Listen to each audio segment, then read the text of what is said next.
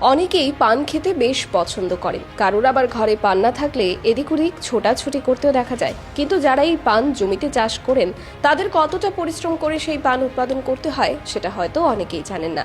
ত্রিপুরা রাজ্যে বিশেষ করে বাংলা পান বেশ পরিচিত। দোকানে পানের খিলি তৈরিতে কিংবা মানুষের বাড়ি ঘরে বিশেষ করে বাংলা পানই বেশ জনপ্রিয়। অনেকেরই জানা ত্রিপুরা রাজ্যে বাংলা পানের জন্য বিখ্যাত দক্ষিণ ত্রিপুরা জেলার নলুয়া। নলুয়ায় যতগুলি পান চাষের জমি রয়েছে সবকটিতেই বাংলা পানের চাষ হয়। ঠিক এমনই দক্ষিণ ত্রিপুরা জেলার ঋষ্যমুখ বিধানসভার নলুয়া বৈদ্যপাড়ার রাখাল নম বহু বছর আগে থেকেই ধান চাষের পাশাপাশি বেশ কিছু জমিতে পান চাষ করে আছেন। পান চাষি রাখাল নম বৃহস্পতিবার সাংবাদিকদের জানিয়েছেন, পান চাষ করতে হলে বিশেষভাবে সময়ে সময়ে তার যত্ন নিতে হয়। প্রতি সপ্তাহে দু একবার করে ক্ষেত থেকে পান সংগ্রহ করতে পারেন এবং সেই পান আগরতলার উদ্দেশ্যে পাঠিয়ে দেন তিনি। বহু বছর ধরেই পান চাষে তিনি বেশ সাফল্য পেয়েছেন। পাশাপাশি